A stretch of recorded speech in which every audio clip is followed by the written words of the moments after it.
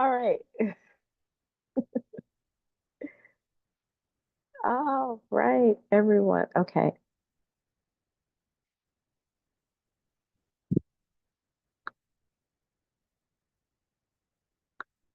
So now you can hear me laughing at myself.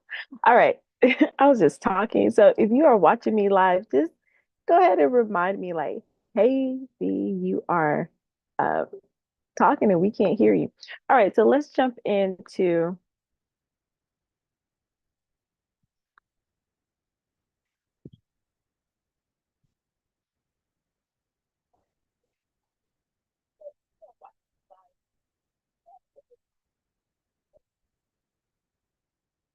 okay, really?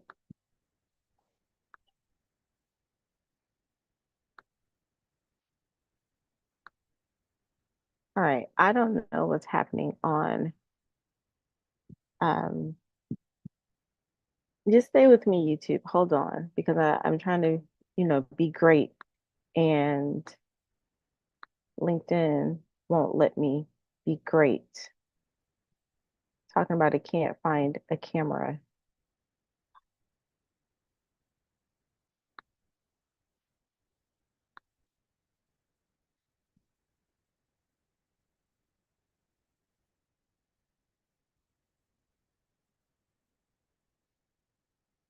Somebody else was saying that they were having issues on LinkedIn trying to do the thing. All right, enter studio.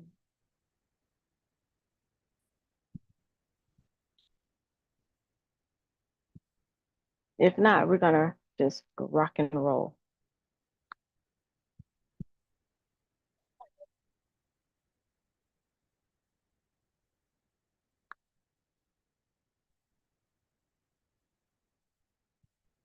I don't know. Well, I'm just going to show up and just start talking. And I'm just going to do my video on YouTube and maybe someone's listening. All right, everyone, thank you so much for joining me. We are talking about one more thing. I promise y'all, I do have it together. I do.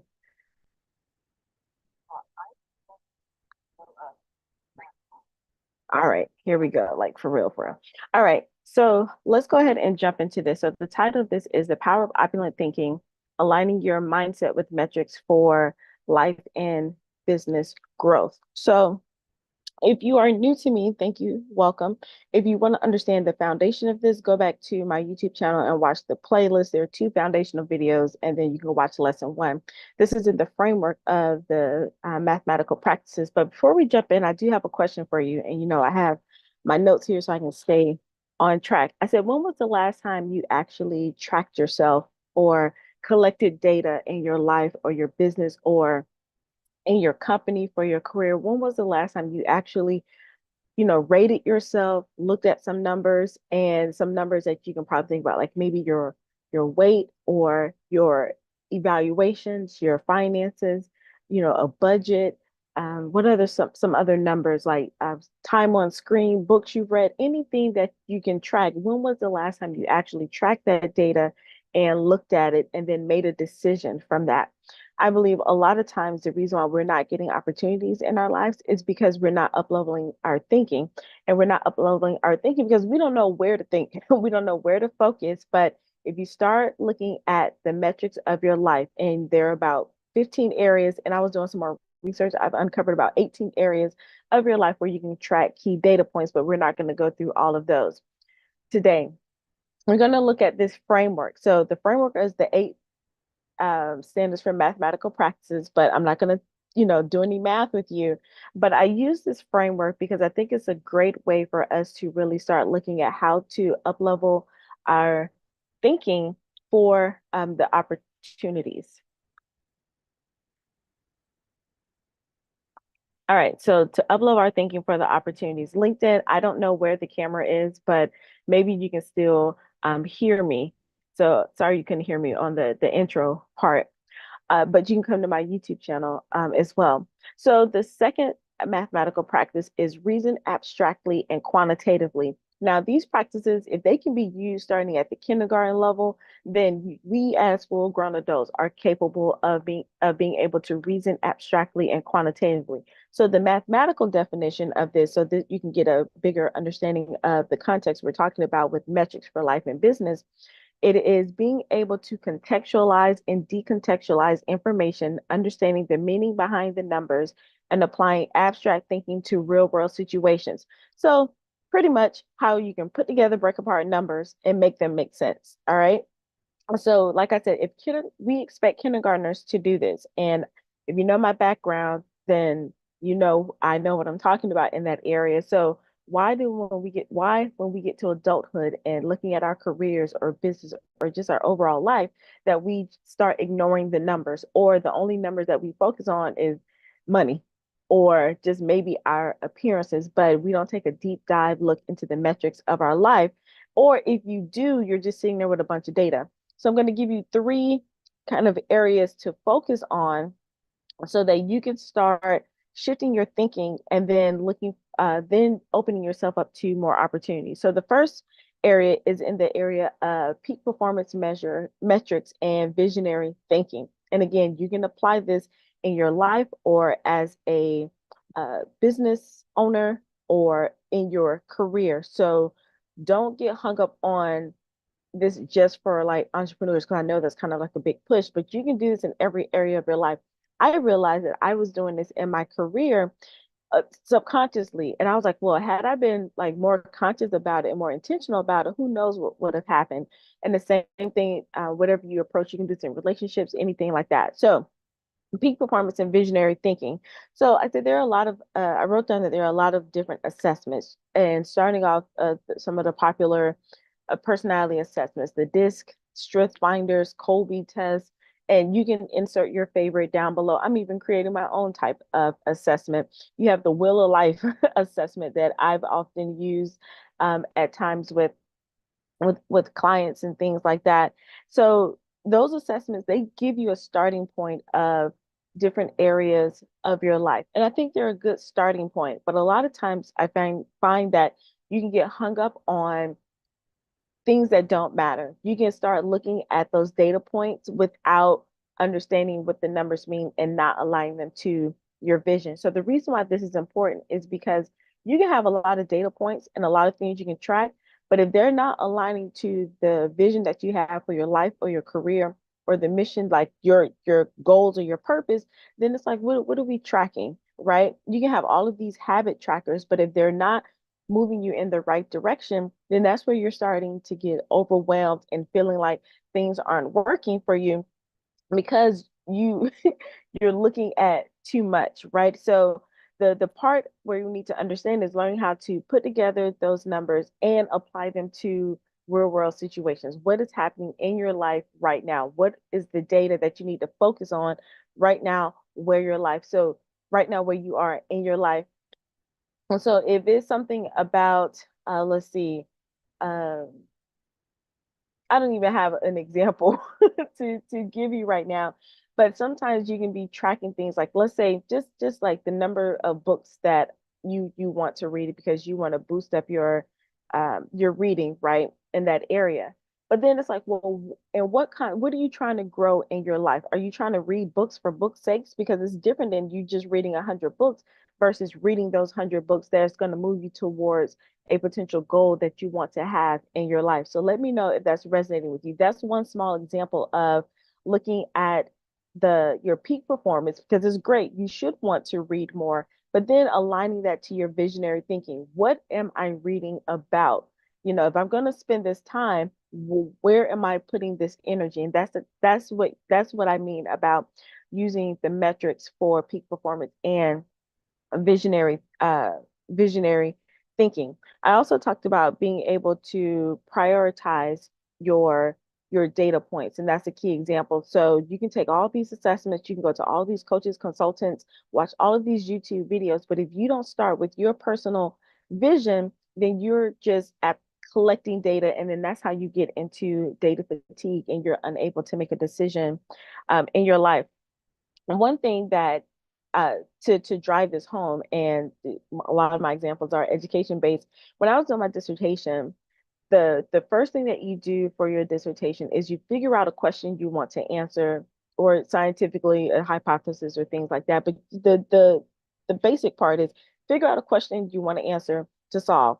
And you may not get to the answer, but you're collecting the data to support either the answer to it, or support your hypothesis, or to debunk your hypothesis, right? So if you set up your life like that, it says, what am I trying to solve? Or what question do I want to answer in my life? And then all of the data that you're tracking, like for your peak performance, or for your vision, all of those should drive towards you answering that question.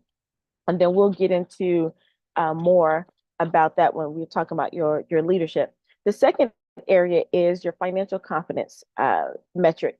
A lot of people talk about financial freedom. I did a few videos on that where I learned this from Dan Locke, not to say financial freedom because technically we're free, right? But the confidence, financial confidence, is really about, I can tell my money what to do. I know that I have the confidence to generate the income that I want, and then when I do generate it, I tell it what to do. But now to look at it for opulent thinking, for opulent opportunities, and to understand this concept of reasoning abstractly and quantitatively, now you're looking at making decisions. You're making financial decisions based on your purpose or your big vision. You're using data to no longer make decisions from a place of lack or fear. You look at the numbers, and yes, we say the numbers don't lie, but when it's talking about when we talk about reasoning abstractly and quantitatively, we're looking at, why is this number the way it is, right? And taking our feelings out of it, taking our emotions out of it. If it's $0 in the bank, the fact is there is $0 in the bank. Now, from your place of opulent thinking, or thinking using reasoning abstractly and quantitatively, and you're contextualizing, decontextualizing this number, the fact remains is $0. However, me myself, from that personal leadership perspective, instead of saying, oh, woe is me, I don't have any money, you're saying, well, what do I need to do about this? What can I change about this? This is what the data is telling me.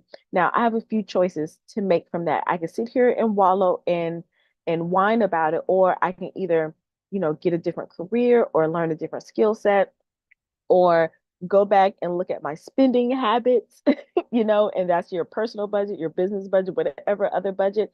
You get to be in charge and of what you do with the data that's there. I think a lot of us, the reason why we're not up leveling is because we come from this place of, well, it's not my fault. We're not taking that responsibility, especially in finances. But I'm pretty sure we can all go back and look at our spending habits over the last 30 days, 60 days, 90 days, year, and say, you know what? I didn't have to spend it on that. But I'm not going to judge myself. Why did I spend, this amount of money on this particular thing? And I don't care what you do. I'm not here to say, I used to come from a place of, oh man, I got to cut the budget, or I can't enjoy this. But now, coming from a place of opulence or abundance, it's like, you know what? If I want to continue to do that, what do I need to do to make sure I can increase my revenue instead of always cutting? Because if you're always cutting, that's going to carry over into a lot of different areas, but we won't get into that today. So if you're looking at that, you know what? I spent $200 on Chick-fil-A. Okay, why did I do that? What was happening in this, while I was doing that? Do I want to continue to do that? So then you start making those decisions. The same thing if you're in your business. Wow, we spent, I don't know, $50,000 on advertisement or marketing. How do we feel about that? Do we want to, well, actually not take out your feelings. This is what it is. And did it give us the results that we wanted? Do we want to do more, increase more, whatever that number is? So you have to look at those numbers, because the numbers are what they are. But then you, as a leader, you get to look at that and figure out the why behind it, and then move towards making better decisions. You're also looking at it from a place of purpose instead of the fear or lack, right? I was listening to Myron Golden. I know I talk about him a lot, and he gave the example of, one time he shared about how much his company is generating every year. And he said he could live a lot more lavish lifestyle than he does right now, but he chooses to put that extra income or the overflow of income into his team, and he pays his team well above what I get, quote unquote, market industry is, or market standard, whatever that term is. He does that because he wants to be in a place where if something shifts in his company or something with the revenue, he doesn't have to automatically go and lay off the team, right? He has reserve for the team. And this is not from a place of fear and lack because, it's like, oh, I can generate money whenever, so I can spend it whenever. That's not being responsible. And then that's not, that's not looking at your numbers through the lens of purpose, right? That's not financial confidence, and things like that. That's not financial leadership. You're like, you know what? Yeah, I can generate it, but I want to make sure that my team is in place because without my team, then I couldn't hit these numbers anyway. So I want to make sure that they're well above taken care of. Now, I don't have to sacrifice my lifestyle for it because, again, that financial confidence and looking at my numbers and knowing what I can do, but then I don't want to have to choose, right? So one example he gave is like he could buy himself his own personal jet, but right now the purpose of what he's doing, his focus in using those numbers, he decided to put that money towards investing in his team. And just whenever I want to fly in a jet, I just go fly private versus having my own jet, right? Another example about looking at financial confidence and in the economy of purpose on the flip side, I saw a guy, he's a tax guy, and he was talking about when he first got started, he was living with his mom, and he was around some people, and the people who got like the most business and things like that, it was based on the type of car that they drove. So he was like, okay, it doesn't technically make financial sense for me to go buy this Porsche. I think he bought a Porsche. It was either a Taycan, I think I'm saying that right, or a 911. It's one of those sports cars, and it was a Porsche. He was like, technically it doesn't make financial sense, but I'm making this decision based on my future. And yes, the numbers say this, but what do I get to reason about these numbers? What can I project about these numbers? So he bought a Porsche and it changed the way he viewed himself, and he got more confidence, and then he went out to do more business. And because of that car, he got more business. Now, I'm not saying go buy a Porsche and your life is going to change, but he reasoned quantitatively and abstractly, and he made a decision and he made it work, right? So I just want to give you some examples about start looking at your numbers differently instead of from a place of lack, right? Or a place of overabundance, and you can just do what you want to do. It's really about looking at your numbers and your economy of purpose. And we talked about that in the previous video.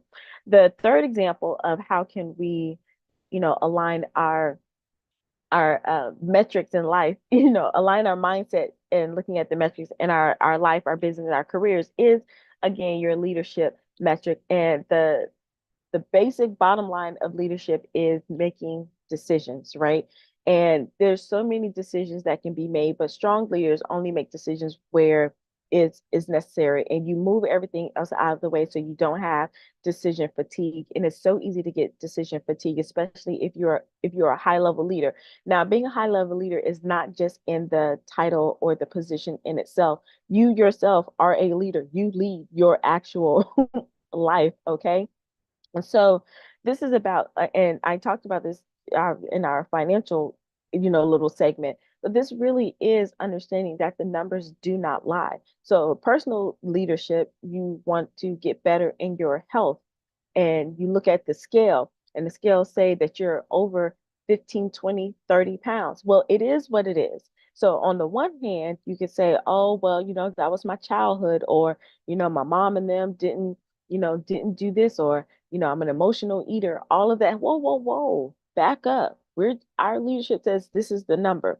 Now, if you want to make a decision about that, you say you accept that responsibility. This is what the number is. What am I going to do about this number? And how am I going to shift my thinking about this number so that I can work on the best solution possible to get my desired outcome. A lot of us, the reason why we're not in where we want to be. And I'll put us in that category. I don't want to just say, oh, it's your fault, because we all have areas where we can strengthen our personal leadership. Is you're looking at data. If you are looking at data, but you're making a sob story about the data, whether it's your bank account, whether it's your weight, or even the data looking at if you rate your relationships or your friendships, or if you look at your evaluations at your job or whatever the case may be, look at it and own it, and don't let the numbers just knock the wind out of you. You know what? It's a number. It is what it is. Regardless of the external factors, this is the number that popped up. However, I get to now decide how I want to approach those numbers, or I get to decide, the end story of these numbers that I'm talking about. One example, because I'm writing down little examples, one part of leadership is you also get to decide what you want to focus on or not focus on. There are a lot of people, and you can even, if you listen to me or anybody else, they'll tell you the things that you need to focus on. Or this is the number one thing that's going to get you these results, or these are the top 5 things that you're going to do. That information could be great, but you as a leader, if you need to take your personal inventory first. And then when I say personal inventory, that also means in your career, in your life, look at those data points across your life of where you want to grow and expand. Then you decide, well, where's my focus right now? Sometimes everyone will tell you to focus on these numbers because they're your lowest. But if your vision is telling you to focus somewhere else, it is okay to ignore the small numbers. It is okay to ignore the weak areas or the low scoring areas sometimes. And you, as a leader, get to decide that. That's where you reason abstractly and quantitatively. That's where you're looking at the data, but also putting them into the real world. And so someone could be telling you, hey, family is the most important thing you have right now. And I know some people may disagree, and that's fine. But there may be a time where you have to say, you know what, family, I can't we can't do these weekend trips, like we used to do for this set period of time, because I need to focus on this and move in this direction. And so you as a leader, you get to talk about that, make that decision, bring your team aboard, and that could be family, friends, or whatever. And then you say, for this period of time, we're not going to focus on that. It doesn't mean you cut it out completely, but you may have to scale back, and that may not be where you want to focus, and vice versa. If family is where you want to strengthen, but everybody's telling you, push forward in business, push forward in your career, you may have to say, not right now, because this is more important, or my health, or whatever it is, you as the leader, but you get to decide, but you have to know those numbers and make those decisions. Same thing if you're in your career or business and you're getting this feedback, and if you do a lot of evaluations. I really do like looking at assessments and evaluations, especially when it comes to companies and teams. I did that a lot when I worked in the school system. I looked at a lot of data and made decisions based on that. You get to say, you know what, this is what the numbers say. Now, and for me personally, when I was a college professor, well, I don't like her tone. Now, I could have focused on, well, let me change my tone and my approach, but I was like, what's the overall thing? I'm teaching mathematics and preparing these people how to be, teachers, assistant principals, principals, maybe superintendents one day. My tone is the least concern, right? So it may have been scored low, but do I get the results? Like, did you learn something? Did you get it? Absolutely. So I chose to continue to strengthen on that, double down on that versus, oh, well, this area is low, or other people are telling me to watch your tone. Well, then I wouldn't be as effective. Same thing in your corporation. You get to decide, but as long as you're able to articulate that decision, then there should not be a problem. So those are the 3 areas that where you can align your mindset and focus on those metrics in your peak performance, in your overall vision, in your financial confidence, and in your leadership, right? Your actual role as a leader, right? So then let's say you're like, you know what, V, I hear you, sounds good, but I don't think I want to do any of that. Great.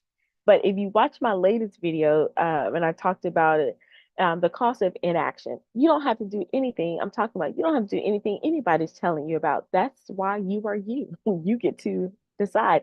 But what happens when you don't focus on these numbers? So in your personal mastery or in your personal life, first of all, everyone should be focused on their personal life because your business or your career is only going to go as far as you yourself, right? So that's number one. You want to lead everybody else, but you can't lead yourself. But anyway, so if you don't focus on these numbers, you're going to keep operating in your same outdated beliefs. And I know you hear that a lot, but if you're not progressing in a level and you keep bumping up against something, but if you're not taking the time to say, you know what, let me go and take inventory of my life and actually get some data instead of always operating on my feelings, you're going to be stuck and you're going to hit this personal glass ceiling and you're going to start blaming other people. You're going to start saying, oh, it's the government, it's the people, it's the clients. Nobody wants to do this, that, the other. No, it's you.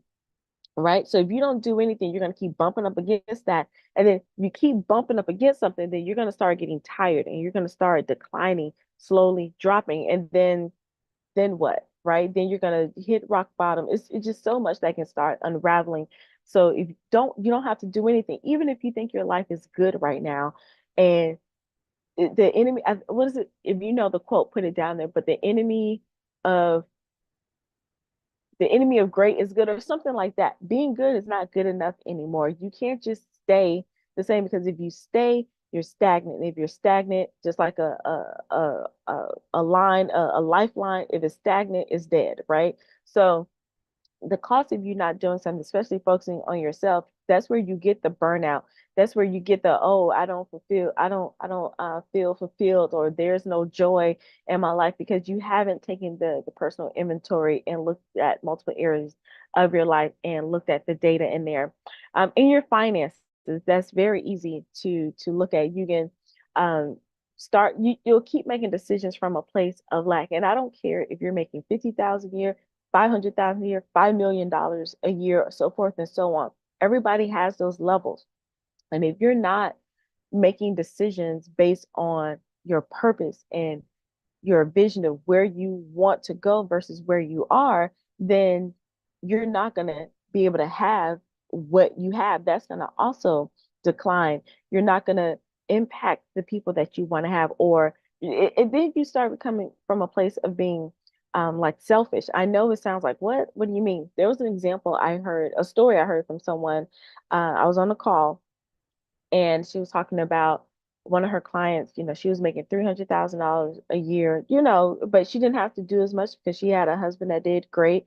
So that was just like side money for her. So she got comfortable, but then she was like, I'm feeling like blah. And it's like, well, you have a good life already, and this extra 300 grand that you're making a year, that's just like pocket change for you. But what happens, because she got comfortable, she was like, well, I don't, you know, I think it was like, I want to spend more time with uh I forgot exactly what it was, but she had this tug and this feeling, and she was dissatisfied with the money that she was making. And she was like, well, I don't technically need to do more, but why am I feeling like this? Well, because you need to help more people. And you're probably like, well, if she already has the money, then she may sound greedy if she keeps going to get clients. That's not what it is. Sometimes you may have a bigger purpose and a bigger calling to help more people. Therefore, it's going to cause you to have more revenue and to grow and things like that. So it doesn't matter the level of money, but she was operating in a place of from a place of lack because she's like, well, I don't want to give up my time. But then it's like, well, you're making a decision based on that. I won't get too much into that, but you know what I'm saying, because I'm trying not to give all the details away because it's not my story to tell, but you understand what I'm saying. But you don't want to be in that place of either I can't afford it, so I'm not going to do it, or I I'm already good, so I don't have to, take this risk over here. It's a lot. It's on both sides, but you make just the if you don't do anything based on the metrics of your purpose, talking about money and looking from a place of purpose and impact and things like that, then you could be on either one of those ends of the spectrum, and that's not a good place to be. And then in leadership, if you decide to do nothing, and this is your role as a leader, whether it's in your career or your business, you're the CEO or whatever, if you don't look at the data as a leader, then you are doing a disservice to yourself and your company or your business. There was a study in Forbes. Is it Forbes? Yeah, Forbes was saying that it revealed that 79% of executives admit that their business failures came from not understanding the data and just thinking that the data said one thing and not knowing how to leverage it. And so just because data is coming in, if you don't know what to do with that either for yourself or you get someone to help you, then you're going to fall apart. You're going to start making decisions just based on your emotions, and it's not going to be for the benefit of the company. Or when people are coming up against you and questioning your decisions, you're not going to have the data to back you up. So this is why data is important. Now, even though I said the numbers don't lie, you do still need to understand those numbers. And if you don't, then it's a number that seems high and you think you're doing good in that area. If you don't go beneath the numbers, then it could be something that's inflated. So yeah, that number is there, but why is it high? You also need to understand that. And the same thing, if a number is low, you might say, oh, we're doing horrible in that, but that may not be the case. You need to understand that. But if you are just a surface level leader and you're like, well, that department is only performing at 20%, we need to fire everybody in that department. Well, that may not be the case. They may be working, they may have only produced 20% of the work because they're doing 80% of something over here because you, as a leader, you didn't understand that and tell them to you told them to allocate their resources over here and this at the same time. You know what I'm saying, right? So if you're the leader and you're not able to do that, then you're doing yourself a disservice. So I remember when I wrote this note, I remember when I was working with some principals and they had this whole data wall and they're like, look at our data. They were so proud of their data wall. And they were like, these students we need to focus on them because they're not doing well in mathematics and things like that. So we're gonna put all our resources over there. And I went looking and I said, that data is not for the math, those students, that's not the mathematics assessment that you're looking at. That's actually the scores for, I think it was English language arts or something like that, not math, right? So I said, so you need to switch these data points because this is their actual scores. And if I wasn't there or if they didn't want to listen to me, they would have put all their resources into an area that did not need the resources because the data was wrong. So just because your data is there and you still need to know how to leverage it before you make costly decisions. So as we wrap up, what are some possible solutions that you can do? I wrote, truly visualize your future and think in terms of broader principles. Now we all hear about, visualize what you want and feel it and things like that. You do. I do believe you need to visualize and really own the direction and the path that you're going, but then you need to ground that with some metrics. You need to ground that, if you have this, particular body type that you want to have and you can see yourself, in that dress or in that bikini, in that suit, whatever, great. Now, what are the metrics that we need to track to make sure that we're going to get that vision? If you want to have a 7-figure, 8-figure, 9-figure company, great. Do the work, feel it, see it. But how are we going to ground that? What do we need to track? And as we're tracking, what is it telling us? How are we going to ground that vision, like anchor it? Just like the hot air balloon. For a lot of times, it's like floating in the air. But then before it takes off, it's still anchored to the ground so they can check everything, right? And then it can flow. But even when it's up there floating, there's still things that they're checking to make sure that they don't go too far, that they don't go off course, right? So, and I don't know why the example popped in my head. The other thing is learning the skill of dynamic thinking. I know for me, this is where I had to get back into doing that. One of the best things I realized that happened for me was if I really understood the process of what I experienced during my dissertation, it applies so well in entrepreneurship. Actually, I didn't even think about that, but it's knowing a question that you want to answer, is knowing a path that you want to go on. Great, you stay to that path. As you're going down and you're collecting the data, you're assessing in real time. What is this telling me? What is this, the data that I'm gathering, what is it telling me? Am I still on the right track? There are people around you, especially on my dissertation committee. I don't think this is what you should be thinking about. You shouldn't use that group. I did the research. I studied. This is the path I need to go on. You need to be that solid in your leadership towards your vision and be able to hear the feedback, assess the feedback in real time, and figure out if I need to course correct or not while still moving. So it's a living, breathing thing. Same thing whether you want to grow your company, grow your business, or move up in your career. If you've done the work and you're on the path, now this is not to say ignore, wise counsel or mentorship, but there are some things that that you studied and you looked at and you have that data, and even if they're telling you, no, look at this, you're like, do I need to do, like you're driving and you're like, okay, I'll look to the side. Nope, that's not where I'm going. Or you're driving, you're checking all your mirrors, right? Yeah, do I need to shift lanes? Yep, this may be a good time to shift. Okay, but I'm still going there. Or somebody in the past said, oh, get over. Nope, not right now. So you are in charge of that. And that's a visual of what it means to have dynamic thinking. And the last thing, well, before I get to that, the other thing is why dynamic thinking is important is because when things do happen, it'll help you not to fall apart. When you've looked at the data, there are some times where we're about to crash and burn. I've done all that I can, but I may crash and burn. However, I'm prepared for this. I can brace myself. And I know it sounds like you can't prepare yourself for every situation. You can get pretty close. You can get pretty close. There's a lady I used to watch on YouTube, Tracy Hensel, and she would have her life. Like she raised five girls, helped her husband. She started her business. In her earlier videos, she talked a lot about that, and she prepared for like a majority of the things that could possibly come up. And then she was like, if it does fall apart over here, like some things I can't control, but I can hold the ship together, right? And so I was like, you can, if you really look at your life and have this command center, you can run your life that way. And then when things come to knock you out of your lane or knock you down, it won't be as devastating because you've prepared for that. Let me know if that makes sense for you. All right, so the last thing is really looking at your life as an experiment. I saw this on Sam Horn's post on LinkedIn, live your life like a lab. And that's part of when I got the analogy about my dissertation. When you look at your life as an experiment in different areas of your life, then you can start saying, okay, what are the possible outcomes? And here's the great thing, you can make them up. You can literally make them up, right?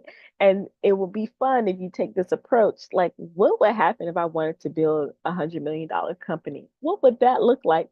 We're going to collect the data and do the things towards that. And you may be surprised at what you can accomplish. Or what if I become like the youngest CEO of this company? What would that look like? Well, let's go ahead and collect all the data points and do all the research and test everything towards that direction. Your peak performance and your visionary thinking, even your financial decisions from that, and your leadership personally and professionally or in business, right? And insert any example. It doesn't even have to be that big. If I wanted to, uh, one I don't know if I would bring it back, but if I want to be in a bikini fitness competition, what would that look like? Right? What would I have to do? And you said I could win first place. Okay, well, what would it take to win first place? And then you set up your life and you start collecting the data and doing the work to get to that outcome, right? And so overall, as we wrap up, and in order to have to reason abstractly and quantitatively using that framework, it is great to have this abstract thinking and to think big and broad and allow yourself to think beyond the limits. But then you also need to make sure that you anchor that into measurable and actionable steps. Don't be too rigid in either area. Don't be so, and that's where a lot of people in personal development in the self-help space get so caught up into, oh, just visualize and just be myself, and I'm a journal and I'm a, do all the possibilities and explore all the possibilities. That's great. But once you have your eyes set on a possibility or a vision, then you need to come over here and anchor that and to actually do the things, track it and measure it and, and keep going, right? And check your progress. But then don't be so rigid into only looking at data and you're and then you're not allowing yourself to think beyond the numbers because they can cause you to be in the trap. So when you blend those two and go through and have this dance with it, then that's where you start having this opulent thinking about all the areas of your life. And then I promise you, you'll start attracting those opulent opportunities. All right. So that's all I have for you today. Let me know your thoughts and comments down below. What resonated with you? What would you like to know more of? And be sure to stay connected. If you're on YouTube and you like this vibe, go ahead and subscribe. If you're on LinkedIn, go ahead and leave me a message and send me a request so that we can connect. And then if you are like, you know what, I need some help with that right now for a short amount of time, I have opened up a space in my calendar for Brilliance in Action Power Intensives. That information will be down below so that you can get a jump start on your how to reason abstractly and quantitatively so you can have opulent thinking for opulent opportunities that are coming your way. All right, so thank you so much. And until next time, I'll see you on the other side. Bye.